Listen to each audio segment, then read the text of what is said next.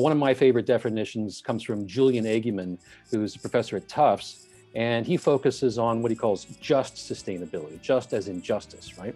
And his term is, he likes this language, the need to ensure a better quality of life for all, now and into the future, in a just and equitable manner, while living within the Earth's supporting ecosystems. So this makes sure that we're not talking about this as something like, you have to be concerned for your grandchildren, because there are people right now who are suffering the effects of climate change, of environmental injustice. And so that's going on right now. And if we're including everybody in the conversation, then our definition is going to be much more holistic, and it's going to really focus on the marginalized and not just folks in the first world.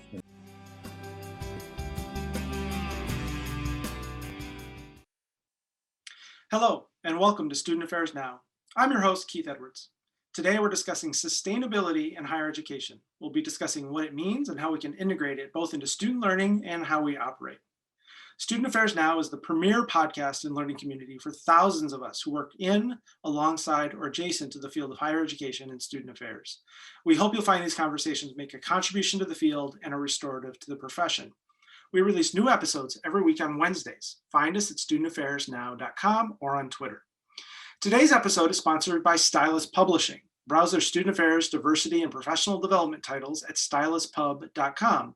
Use promo code SANOW for 30% off all books plus free shipping. You can also find Stylus on Facebook, YouTube, Instagram, LinkedIn, and Twitter at StylusPub.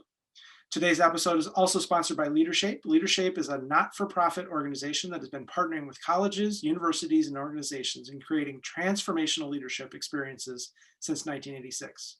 With a focus on creating a more just, caring, and thriving world, LeaderShape provides both virtual and in-person leadership development opportunities for students and professionals.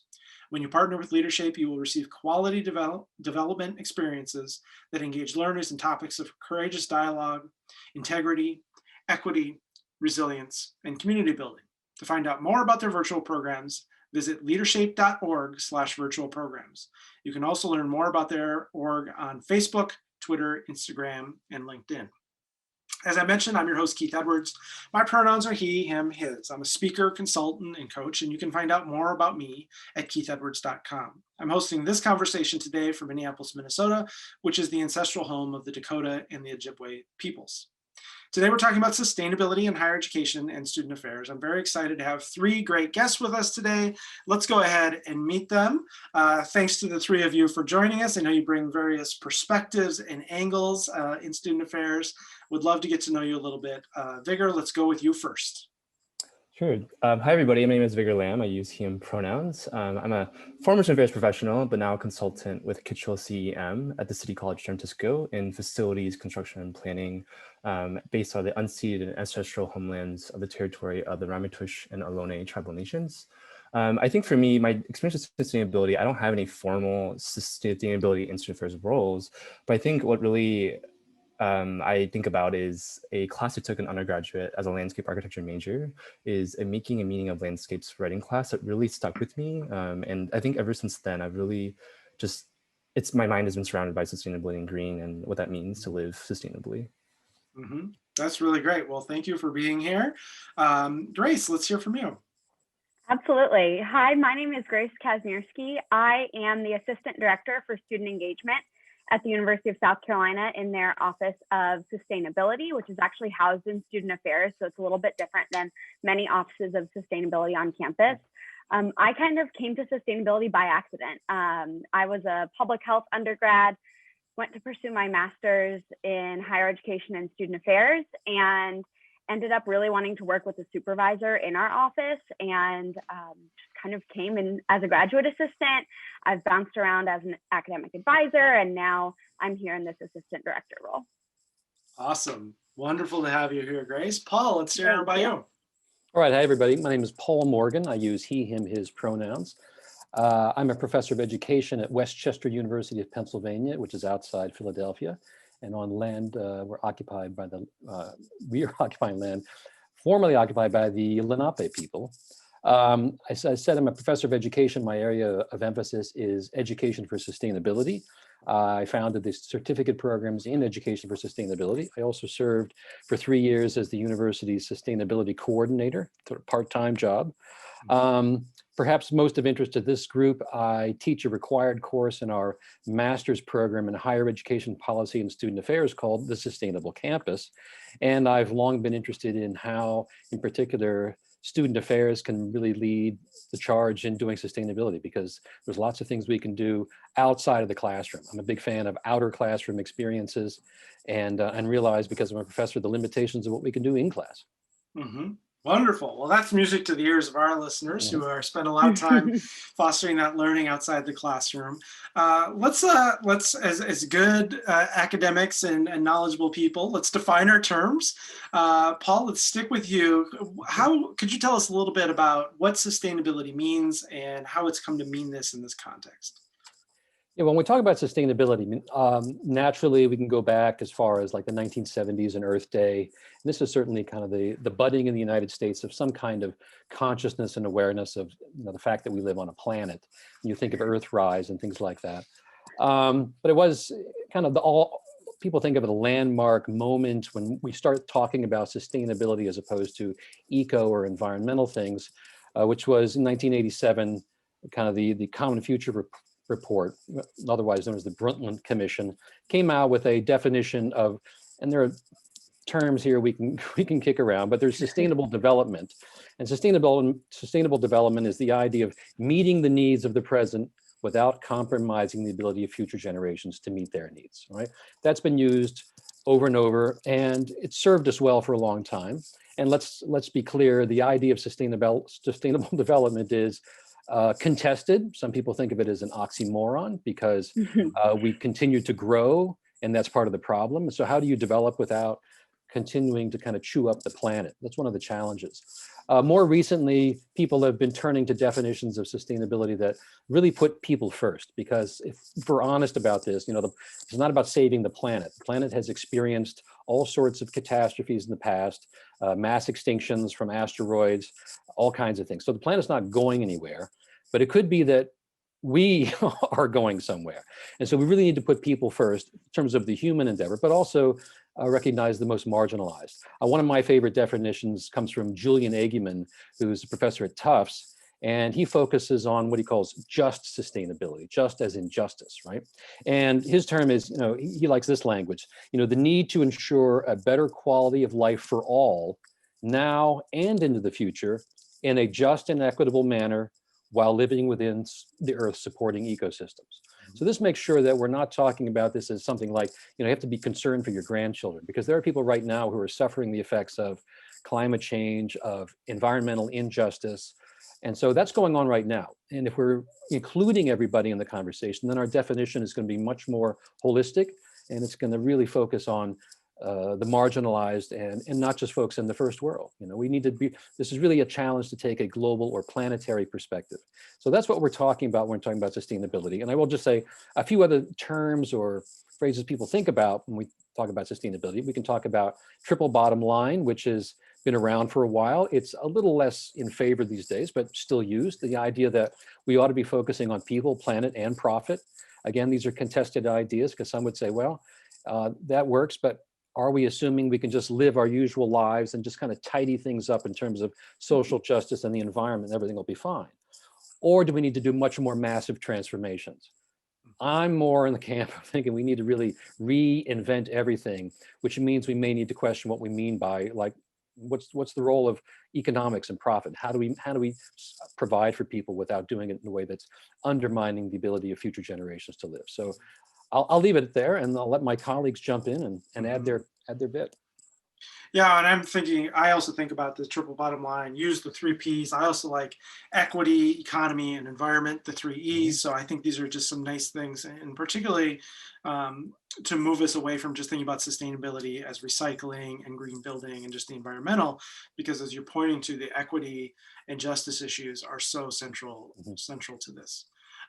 Vigor, or, Grace, what would you like to add to some of the context for our viewers and listeners? Hard to follow this, I think, Paul. I mean, you teach a class on this, and I remember getting the syllabus from you, and I wish I took a class or was in this program where you taught, because it's just, I think you did a really good job. And I think just to kind of give a more humanizing, not that it wasn't humanizing what you said, but I think for me, like as a person and a human outside of my work, it's just, not living within your, just living within your means, but really preserving, being respected of the land and the earth that you are on, as you mentioned, Paul. And I think it means giving back and giving more than you can take. I think that's just something I'll add to. Which is really a native or indigenous perspective, right? Let's not think about what we can take. Let's think about what we have to give first and then do that. So a really wonderful connection and reciprocity. Go ahead, Grace. Yeah, and I agree, Paul. Fantastic. I would love to take your course. If you ever offer it online, let me know. And same with you, Vigor. I think a lot of other cultures have different words for interacting with the environment that I think us in the United States sometimes are missing, and thinking about our way to give back to the environment, like Vigor was saying, and really be able to show how we are part of our broader environment is really important when we think about sustainability. And there's a theory of sustainability called strong sustainability that kind of situates the triple bottom line within each other, like nested. So the environment is the large nest, and then the economy, or then the people, then the economy. So the economy does not exist without our people. The people do not exist without our environment. So really thinking about it that way is a good way to visualize it as well. Awesome. Grace, we're going to stick with you. Obviously, sustainability and the way that we've talked about it is really important, and it's hard to think about things that don't fall in with these broad definitions that we're talking about.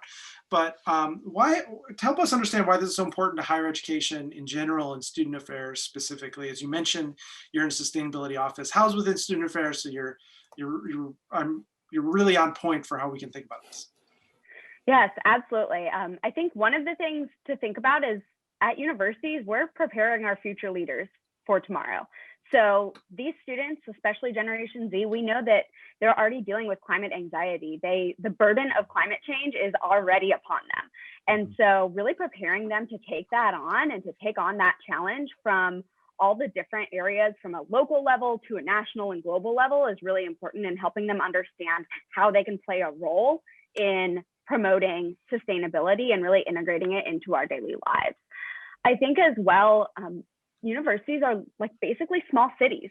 So whether you are at a university or a college that's on a really small campus, a college town, or like here in Columbia, where we're in the capital city, you have an opportunity to impact your local area as well as a state level. So being able to start making changes towards sustainable practices is amazing. And then within student affairs, oftentimes we're the biggest touch points for students. So especially at a large institution, if they're not close with one of their professors, then we're the ones who are able to put on programming for them and really interact with them. So being able to have an understanding of sustainability and how to integrate it into our daily lives as best as we can. I know student affairs professionals sometimes struggle with the ability to impact change if they're on a lower level. I'm an assistant director, so it's not like I'm in middle management really yet. So thinking about little things like, can we purchase swag that's a little more sustainable? Where is our swag coming from? Can we purchase silverware sets instead of a t-shirt that students are going to throw out when they're done with college? What kinds of things can we do to really influence change in our students on our campus and at a broader level? Mm-hmm. Great, you're reminding me about all the challenges we're facing, climate change being real. I've been having conversations with people who are saying, I am sick of living through once in 100 years events or once in a generation events in the past. Mm-hmm. And this is the fifth one in the past year that I'm living through. So I think that's another sign. It's hard to say what's directly linked to climate change, but we certainly are seeing so many things coming up that are connected. Vigor, do you want to say anything more about higher ed and student affairs and the role of sustainability? Yeah, I think Grace hit it on the head, and I think Paul would talk about co-curricular at the beginning with just, this student affairs, as a former student affairs professional, I worked at Cornell, and the conversation you have with students really ties into all that we're mentioning now, right? I mean, they could be learning these concepts in classes, but how we really interact with them is on the ground, right? When I was an assistant director of an Asian American center, we had this conversation about how are you commuting to work, what are you eating, there's so many questions that we talk through and get to know these students, and I feel like sustainability plays a huge role of that, right? And I think we talk about ecosystem of the college, right, and food systems and insecurity. I think that these all tie to sustainability, consciousness of the brands that they're wearing. I think these students in this generation is so conscious of all these things, and they're challenging the system, they're challenging us, and they're challenging higher education, right, on how do we change this paradigm, how do we continually address this.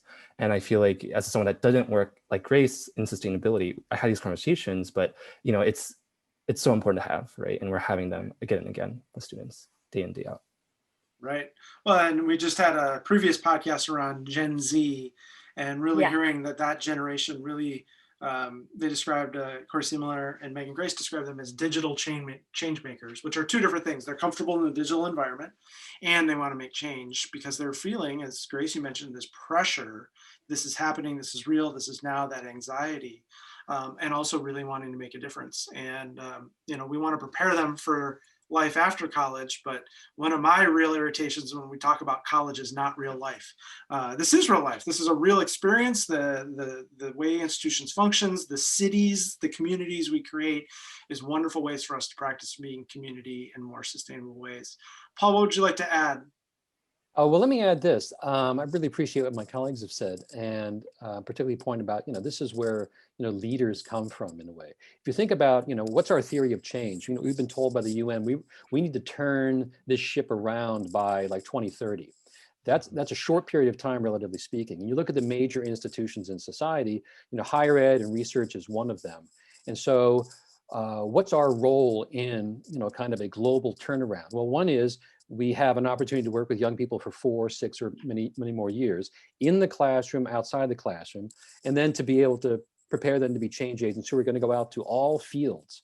To have a college degree is to be among the privileged, and these are people who are going to be in leadership positions, making decisions about what we're going to do during this, major crises of the 21st century. So that's an important role to play, and I'd like to just kind of emphasize again this idea that I'm a fan of putting new things in the curriculum, but if we want to do rapid transformational change, we need to have powerful experiences. And that's why, I advocate for a much stronger collaboration between academic affairs and student affairs, where, as a professor, I can provide, kind of the content and the interesting readings, but few students are changed by, the PowerPoint presentation at 3 o'clock on Tuesday or something. They do have life-changing experiences when they're, living it. And so, living learning communities, community-based education, all kinds of stuff, alternative spring breaks, all throughout the campus, there are opportunities to have mind-blowing experiences that can really help shape people's lives and allow them to make a difference, when they get out and lead a professional life too. So that's the role of higher ed. That's our piece of the puzzle. And I think student affairs is really well situated to play a big role in that. Yeah, well, and you mentioned both the campus, but also beyond, not just the community engaged learning, but the internships, the study way experiences, where we go, and the impact of that travel, and all of those things, and what we see playing out. Well, I feel we're grounded in our definition and the importance of what higher ed and student affairs has to do. We're going to shift now and talk a little bit about how we operate and how we can bring that in, and also how we foster the student learning. So let's start with the operations. Vigor, let's start with you. How can we integrate sustainability into how we operate and how we function? I'm thinking about the resources, the investments, the day-to-day functioning, the policies, the travel, and all of these things. How do we bring some of this in? Yeah, it's such a large question. I'm going to rely on Grace and Paul after I speak a little bit about this too. But I think what I think of immediately is as a consultant and a designer in construction is thinking about the buildings, just the actual buildings, right, of the campus. I think campuses are large. They're little cities. They operate and they have very large energy source and what they're producing, output, input. So I think about building systems, and I think about green building, right? Because I think a lot of campuses are now tackling that. What is the energy consumption of our campus, right? How much food is going in? How much is going out of the dining halls, right?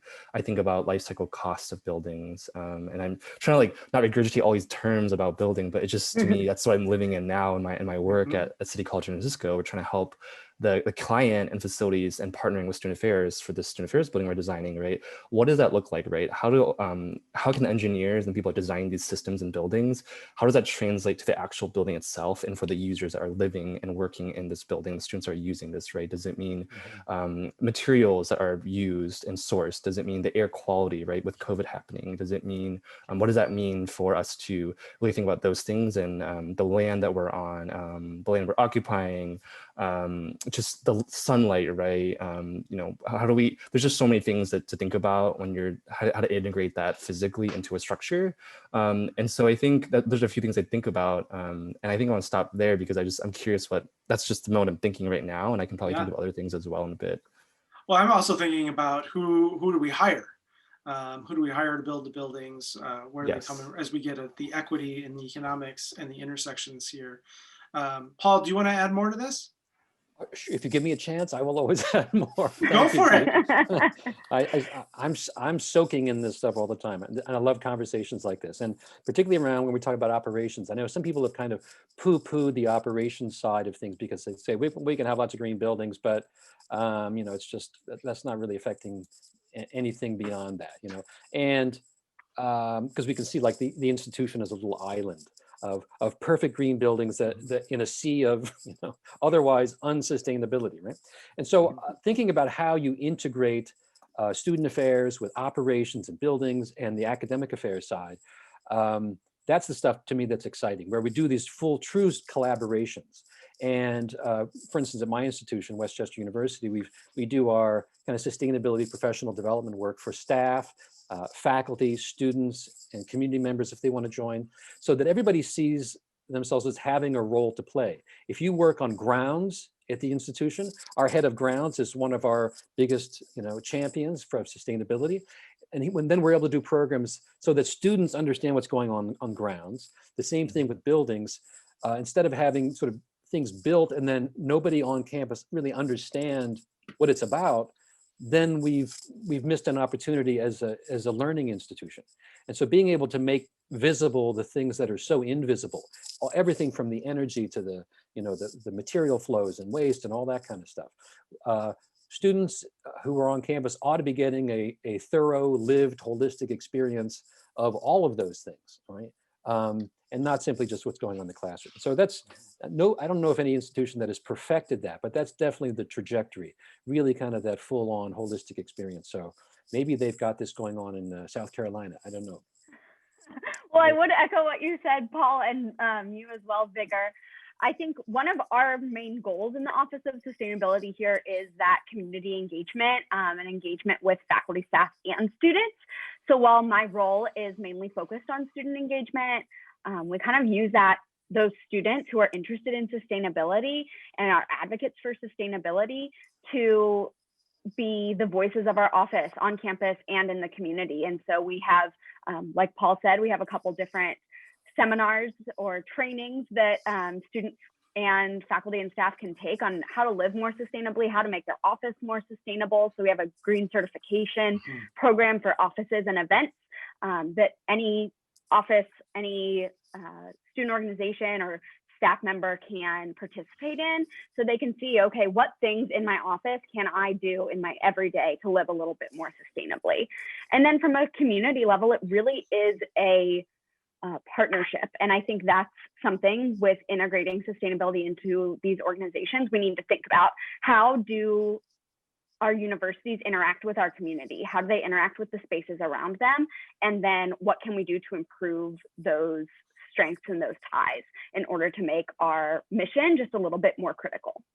If I could add more to that, what you're saying, Grace, too, I think we talked about this a little bit about, it really depends on your region, right? Where you're living, or the city that you're in. Because in San Francisco, there's an abundance, and California typically is always a leader, quote, quote, in green and sustainable. And I think as someone in San Francisco with the college I work for, it's a standard to do X, Y, Z things, right? To meet these standards for the state and the city. But it really depends. Like in South Carolina, it might be a little different in terms of how you engage with the community, because it's a lot different in South conversation. Carolina. It's a lot, you know, a lot different. Right. Like you don't have like, you know, that infrastructure already built in per se, right? It's about having that agenda that you really want to have robust, progressive ideals and ideas. So.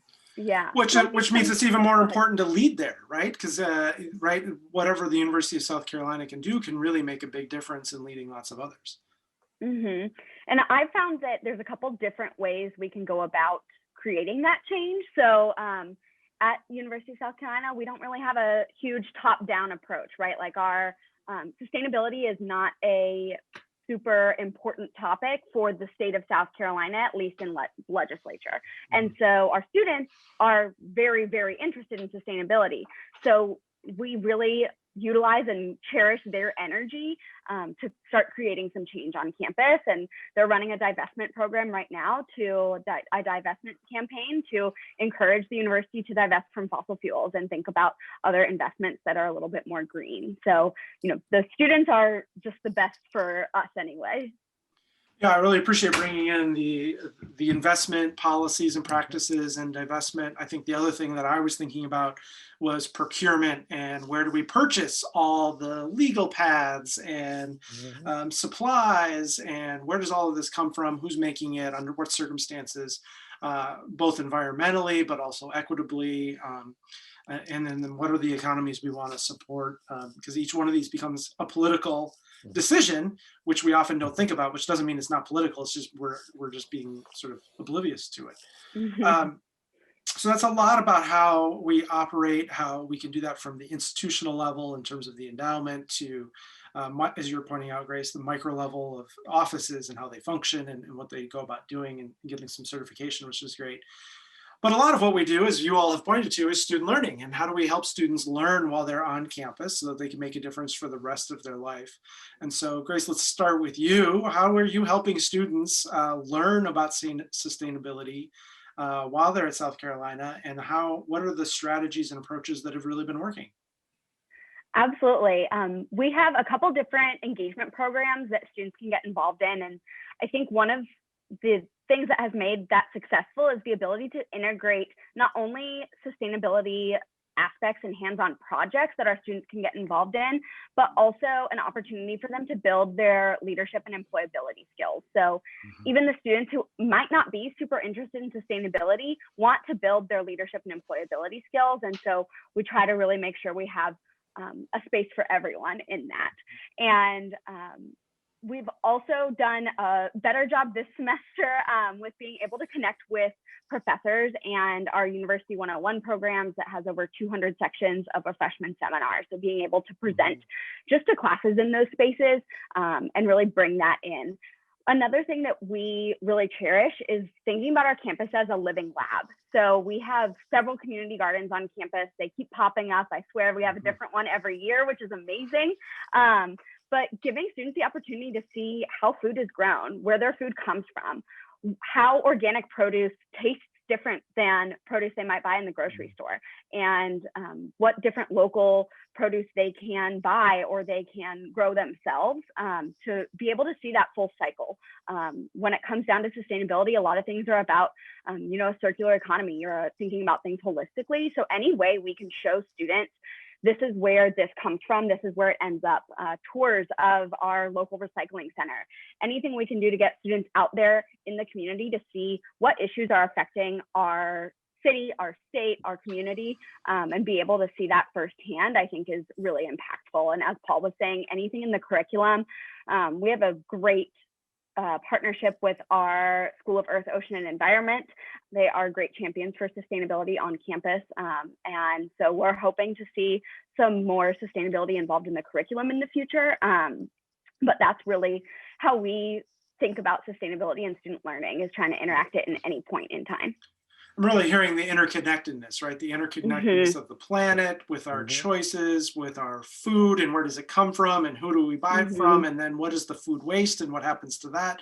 We're just a part of so many of these cycles that are happening. Vigor, what would you add here about sustainability and student learning? So I think getting our students involved, whether it be engineering, architecture students, right? Those that aren't sustainability or environmental related majors, all majors involved, because I think that students, again, we've established that they care about this. They have some climate anxiety with this. So they all care, even if they're not in a specific major for sustainability. So if it's getting them involved in meetings and thinking about when you're designing a building, here are some things that we're designing. We want your feedback on the design side, but also how does it relate to XYZ things that we're picking that relate to sustainability, right? We're throwing that in every type of conversation we're having with students, and then train them on the ground, right, as it's built itself, right? Can we get you to intern or think about it as it's being built and as things are going into it? So I'm going back to the building piece, and I think that's just a really tactile way to get them to like see it. And that's how I'm learning to, how do I build something? Because I'm curious about that myself. What I'm hearing for both of you, this integrated in everywhere you can, right? So it's not this thing, but how do we integrate it into the building, to the food, to the dining hall, to the classes, to the outside the classes, to the residence hall experience, to the internships, to the study. If we integrate it into all these different places, really powerful. Paul, what would you add here around student learning? Around student learning, and this is really my kind of area of expertise in some ways, and I certainly echo everything that Vigor and Grace have said. This idea, and that you were mentioning, Keith, we need an education in systems thinking, all right? Most of us understand our educational process as, kind of narrow, disconnected. I've got a PhD in philosophy of education, which means I know a whole lot about very little. And so my professional life as an adult has been trying to move from that vertical rigor to add horizontal rigor. People who are really good at connecting the dots. And that's the fundamental for really kind of sustainability learning, is how does what we're talking about here, seemingly disconnected from this, get in the habit of saying, oh yeah, you can connect those things. And it's that kind of way of thinking that really is at the base of good sustainability learning. And that also means, when students come in, and many people really, they've got a preconceived notion about what sustainability might be. And it's usually, recycling, and that's it. And the idea is that, well, that's some specialist niche thing, and there's the people who are into that. That's cool. That's not me, but that's cool. And really moving from that to, oh, I see how this affects literally everything. All right. If you're in religious studies, does this relate to sustainability? Absolutely, because it gets to the most fundamental questions. What's the good life? Is consumption? How much is that a part of every major spiritual tradition? I don't know, not exactly. And so it really cuts across the disciplines, but in a beautifully transdisciplinary way. And that's why, for instance, at Westchester, we have 2 new minors in sustainability, but they're not for any major can take the minors, all right? Because it can illuminate and transform whatever you want to major in, if you're in health sciences or business or education, et cetera, et cetera, et cetera. And that's kind of the real transformation, is not seeing this as some narrow niche that a few people are going to do, and that's fine. That's swimming against the stream, no doubt, but that's the good work that we're doing, is really trying to show those connections. And that's why I get excited about this and doing this kind of stuff. That's, and I guess the last thing I'll say, otherwise you're gonna cut me off, is when it comes to sustainability learning, I'm a big fan of the pedagogical piece. Content is content, that's great, but it's really how we do it. And it's got to be fewer fake projects, more real, engaged, actual working on things, all right? Yeah. And that's important. Some of the most exciting stuff we're doing in the Philadelphia region is sort of a multi-institution collaboration, and then working with community organizations to say, okay, what are the issues that we can then get our students K through 16 and beyond involved in real work of sustainability in the community. That's learning, and that's stuff nobody ever asked, why do we need to know this? Because it's just too interesting to do it. Well, and I love this about, I think one of the things higher ed has done is we have worked on a lot of fake problems. Yeah. And sometimes we spend a lot of time inventing made up problems when we are surrounded by real life problems that we could go to work on, both on our campus and in the communities around us. And so I think it's such more meaningful. It's so much more memorable. You're connected, embodied, right? You're touching it. Maybe you're in the dirt, or you're sitting there with those students in the high school. And the emotional connection. And when you have all of that, that's really where it's gonna as Vigor pointed to, one class in undergrad lit the candle, and now he's off like a bottle rocket, right? And away we go. And I wish Paul was like, Paul, you need to offer an online class. I feel like Grace might be the first to sign up after this. Like, come on, like you need to do something. It's just Well, I will say, just to interrupt again, the one of the most exciting things that I didn't mention is like living learning communities, because this is actually how my first year actually at University of Colorado at Boulder, way back in the last century. I was in a all fresh person dorm in the living learning community, and that's where I did a whole semester long project on the environmental crisis, and I haven't turned back since, because we were living it all together, and that was a student affairs facilitated operation that that set me on my track. So yeah. And I can share too, we have a living learning community here called the Green Quad. It's a building. I'm in it right now. And I know that a lot of our students who are interested in sustainability get their start here, and then learn how to make change. Yeah. Well, Vigor, you said Paul should do an online class. I imagine there's many people who are watching or listening to this conversation who were curious about sustainability, but now are super energized and engaged and would like to get more involved. And I would love to hear from each of you. What's a resource you would recommend or ways they could get involved? So let's start with Paul. How about you? What are some resources you would recommend for people who want to get more? And we'll make sure we get all of this in the show notes for folks. okay, awesome. Well, kind of the sort of obvious examples, whether you know it or not, the big organization that addresses sustainability in higher education is ASHE, Association for the Advancement of Sustainability in Higher Education.org. And it's a beautiful organization because it engages students, faculty, staff, business, everybody from the campus community is welcome at these conferences. I go to the usual, kind of academic conference, and it's just, the narrow specialists. This is everybody from across the board, and they've really stepped up their game when it comes to equity and racial justice, and so they're on top of it, and I would recommend that. The other big organization that's leading some of the more institutionalized facets of sustainability, like climate commitments, is called Second Nature, and so Second Nature has done a great job, particularly around carbon neutrality and resilience. And ASHE's working on things like STARS, which is a sustainability tracking assessment and rating system, so we can have some standards for how well are we doing.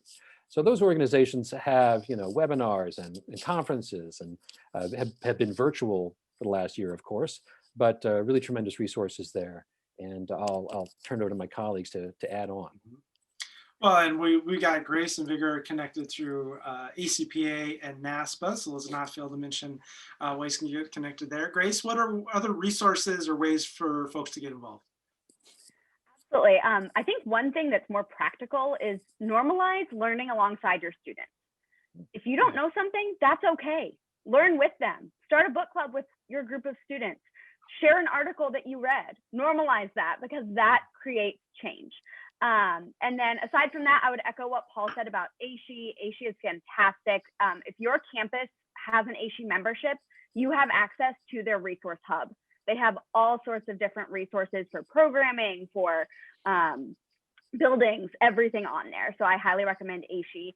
As well as NASPA, we have a sustainability knowledge community specifically for student affairs professionals who are interested in sustainability. There's also a ton of kind of change makers on Instagram that I would recommend. Dr. Ayanna Elizabeth Johnson is fantastic. I have become recently very obsessed with her. She has a book called All We Can Save that kind of integrates feminism and, oh, Paul, you've read it, great. Feminism and art and poems and sustainability, and it's fantastic. So I would really recommend that as well. Awesome. Vigor, how about you? What other resources or ways to get involved would you suggest? So many. Thank you for sharing, Paul and Grace. Those are really good resources. I think some of them I need to look up, actually. I think one thing to not discount, too, is kind of the qualitative storytelling, right? I think that sustainability was founded on indigenous values of living in balance with the world, right? They are the original land stewards. And I think that their stories are really, really important, right? So listen to your peers, listen to the folks that have lived this experience for years. I think you can't discount that. A few more things to add too. Speaking of, right, I think there is CAS standards actually for sustainability in student affairs now. So it was just published, I believe, last year. And I think a lot of folks in the KC helped publish that. I think about also just reflecting on what you're spending your money on, what brands, material, food. I've really started to look at that, and I try to stop buying clothes and think about what type of brands I'm buying into. And there's multiple resources online about, I think it's Earth Hero, and like even the skin products you have, everyone loves the skin products now. And as you're getting older too, right, I'm thinking about hair, just all the stuff that you use every day, toothpaste. There's websites are dedicated to like searching for how that affects your body, but also if that's sustainable in the sense of materials and the ingredients in them. Mm-hmm. Wonderful. Well, unfortunately, we are running out of time, as we always do. But this podcast is called Student Affairs Now. And so we always like to end hearing from each of our guests. What's on your mind right now? And that can be kind of what you've been reading or thinking about lately, or it could be just really right now as we end this conversation. This is really what I'm thinking on. So, Paul, let's start with you, and then Grace, and then Vigor can wrap us up. Well, what's on my mind in part because I'm teaching this stuff is the important question of kind of individual versus collective action. I think often sustainability is pitched as, it's a shopping list. Buy this, don't buy that. Make sure you recycle and don't use the straw. And so it comes down to too often this reductionistic list of kind of ethical behaviors that you should do as an individual. But the reality, of course, is that we can make all those personal changes and then the system hasn't changed. And so there is absolutely a place for paying attention to what we're doing because we're kind of a model of our values, right? But there's lots of things that aren't going to change unless we become civically engaged. And that's a big part of higher ed as well, is learning to become effective, engaged citizens, not just savvy consumers. So what's the role of collective action? And how does that balance with, the necessary role of also kind of individual choices? I think being able to model that at the institution where we're getting engaged in the community, but also paying attention to what we're eating and, whether there's food waste and things like that. I think there's room for all of that. But I think we all need to be engaged in that conversation so we kind of know the right balance, but also recognizing that students come in and maybe they're in a growth process, and sometimes you get them because they care about recycling, and then 4 years later they're out there in the community making change as change agents. So that's okay. Right. I think that's really great. I love that you're talking about sort of take them wherever they are and see how you can engage folks from there. And I love the both and of the individual and the collectivist, right? What I do makes a difference, but what we do also makes a difference. How do we both and that? Grace, what are you thinking about now? I'm really excited. Sometimes it can be challenging to work in sustainability. We hear no a lot. We hear that's too expensive a lot. And so getting to talk to these folks who have the passion for sustainability is fantastic.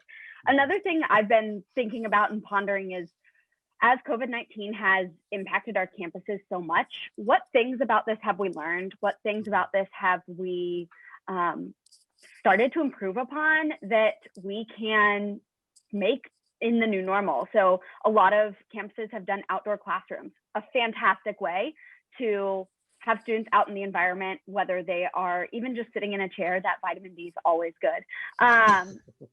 Being able to reduce air travel by having these virtual meetings is fantastic. So really thinking about the way that we do things and challenging the status quo, I think, is really important.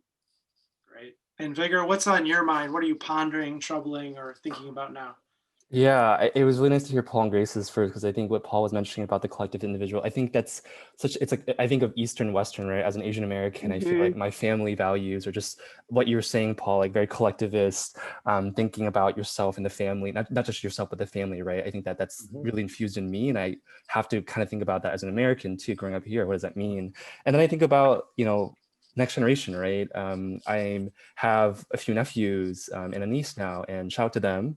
But how can we really set our world up in our colleges, our nation, just how do we set it up for them so that they can really live more fuller lives without having this climate anxiety that Grace brought up at the beginning of this, right? How do we set up, how do we do the best we can now in this generation while we're professionals in this world to set them up so that they have a world to live in that is a good, like really well kept, just, you know, that's there for them. Right, right. Well, and as Paul said, you know, the UN has told us we got to turn this around by 2030, which to me sounds like a Star Trek science fiction way off in the future. For people who are not good at math, that's 9 years from now. 2030 is 9 years from now. So that sense of urgency is really critical. And I think if you want to see the impacts of climate change and what that might look like, watch the news, turn on the news. We're seeing it play out right here, right now, in the US, in Canada, around the world, with disease, with weather, with earthquakes, with poverty, who has access and who doesn't. So many things playing out now. I want to thank each of you for being awesome guests today. You've really helped us understand sustainability better and how we can better integrate it into our work and into our lives. Really appreciate each of you. To our listeners, you can receive reminders about this and other episodes by subscribing to the Student Affairs Now newsletter or browse our archives at studentaffairsnow.com. Thanks to our sponsors today, Leadershape and Stylus. Please subscribe to the podcast, invite others to subscribe, share on social, or leave a 5-star review. It really helps conversations like this reach more folks and build a community so we can continue to make this free to you. And a special shout out today to our production assistant, Nat Ambrosi, who will help get all of this transcribed on the website, produced, and into your ears. Thank you, Nat. You're a wonderful member of the team. Again, I'm Keith Edwards. Thanks again to the fabulous guests today and to everyone who is watching and listening. Make it a great week, everyone. Thank you all.